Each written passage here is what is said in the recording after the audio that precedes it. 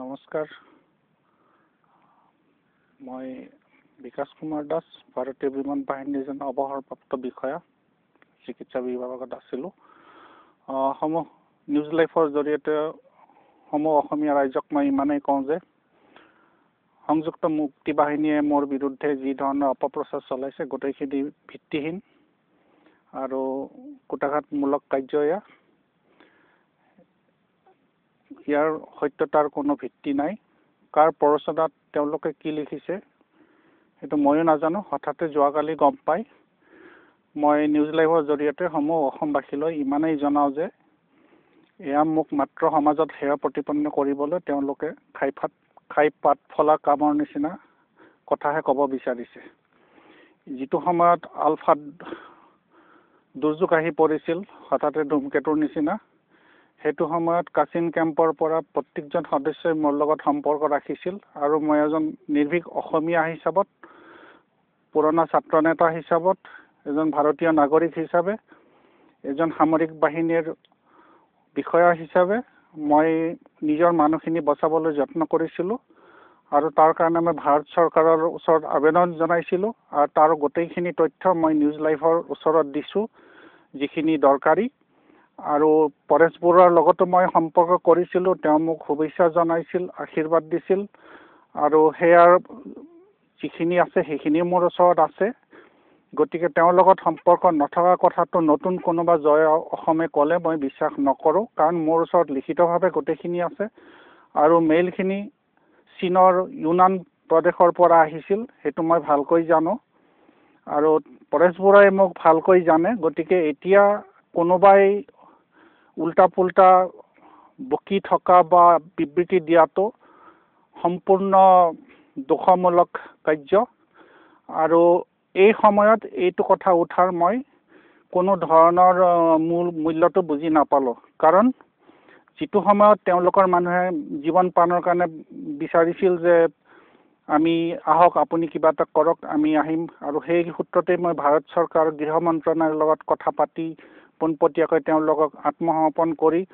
অসমত চৰকাৰ গঠনত লাগিবলৈ মই অনুৰোধ জনাইছিলোঁ যিটো ভাৰত চৰকাৰে সন্মত হৈছিল কিন্তু দুৰ্ভাগ্যজনক বহুত প্ৰৰোচনাত তেওঁলোকে মোকো বিশ্বাস নকৰিলে কাকো নকৰিলে গতিকে চবেই পলাবলগীয়া হ'ল বাংলাদেশ এৰি আৰু যিকেইটা আছিল সেইকেইটা জেলত বন্দী হৈ থাকিব লগা হ'ল মোৰ কথা যিমানখিনি মই কাম কৰিছিলোঁ ভাৰত চৰকাৰৰ সৈতে নিজে অকলে যুঁজ লাগি কৰ্ণাটকৰ নিচিনা ঠাইত থাকি নিজৰ জীৱন বিপন্ন কৰি সেয়া মাত্ৰ কেইমুঠিমান বিশিষ্ট অসমীয়া সাংবাদিকে জানে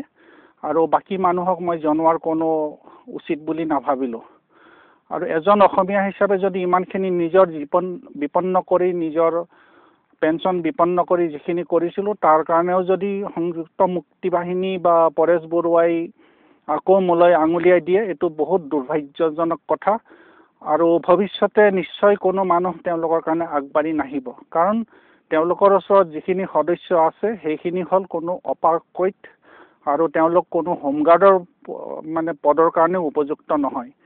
গতিকে মাথা নোহোৱা কেইটামান ল'ৰাই বিবৃতি দিয়াটো যধে মধে কেওফালে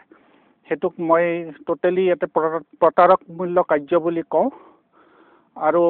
হয়তো ইয়াতকৈ মোৰ কাৰণে দুৰ্ভাগ্যৰ খবৰ একো নাই আজি কাৰণ মই ইমান দূৰত থাকিও অসমৰ পৰা অসমৰ কাৰণে চাইছিলোঁ যে উন্নতি হওক ভাল হওক সেইটোৰ কাৰণে ভাৰত চৰকাৰেও মোক সমৰ্থন দিছিল মই চোৰাংচোৱা নহয় চোৰাংচোৱা হ'লে কেতিয়াবাই মই বহুত কিবা কৰিব পাৰিলোঁ হয় কিন্তু মই চাইছিলোঁ নিজৰ ল'ৰাখিনি ঘৰলৈ ঘূৰি আহক ধুনীয়াকৈ থাকক ইয়াতকৈ মোৰ বেছি ক'বলগীয়া নাই নিউজ লাইভে বাকীখিনি হয়তো আপোনালোকক দেখুৱাই দিব মই কি কৰিছিলোঁ কি কাম অসম পুলিচৰ দুজনমান বিশিষ্ট বিষয়াৰ ওচৰতো মই পঠাইছিলোঁ আবেদন কিন্তু অসমৰ পৰিৱেশ ময়ো নাজানো ক'ত কি হয় মোৰ এজন ভাৰতীয় নাগৰিক এজন অৱসৰপ্ৰাপ্ত সামৰিক বিষয়া বা পুৰণা ছাত্ৰ নেতাও অসমীয়া বুলি মই যিখিনি কৰিছিলোঁ হয়তো আজি ইমানতে সমাপ্ত হ'ল ইয়াৰ পিছত মই কাৰো কাৰণে একো কৰিব নোৱাৰিম ইয়াৰ কাৰণে মই চবৰ ওচৰত ক্ষমা বিচাৰিলোঁ আৰু সংযুক্ত মুক্তি বাহিনী ক'ত যায় কি হয় সেইটো মই একো ক'ব নোৱাৰোঁ কাৰণ তেওঁলোকৰ কেম্পতেই চোৰাংচোৱাৰ মানুহবিলাক ভৰি আছে কোনোবাই মদ খাইছে মুড়ি খাইছে বিহু নাচিছে ফুটবল খেলিছে পৰেশ বৰুৱাৰ লগত সেইটোত আপত্তি নাই আৰু কাচিন কেম্পতে হওক য'তে হওক নিৰ্দয় নিৰ্ভীকভাৱে যিমান অসমীয়া যুৱকক সৰু সৰু কথাত দাৰে হাত ভৰি কাটি হত্যা কৰা হয় সেইবিলাকো হয়তো কোনোবাই আহি ক'ব লাগে। সময় আহিছে এইটো মুখ খুলিবলৈ। মই যিমানখিনি জানো মোৰ ওচৰত তথ্য আছে, কিন্তু মোৰ যিখিনি কাম কৰিছিলোঁ যাৰ কাৰণে আজি মই ইমান অপমানৰ সূচক হৈছোঁ সেইখিনি নিউজ লাইভে আপোনালোকৰ ওচৰত অৱগত কৰিব। নমস্কাৰ, ধন্যবাদ, জয় অসম।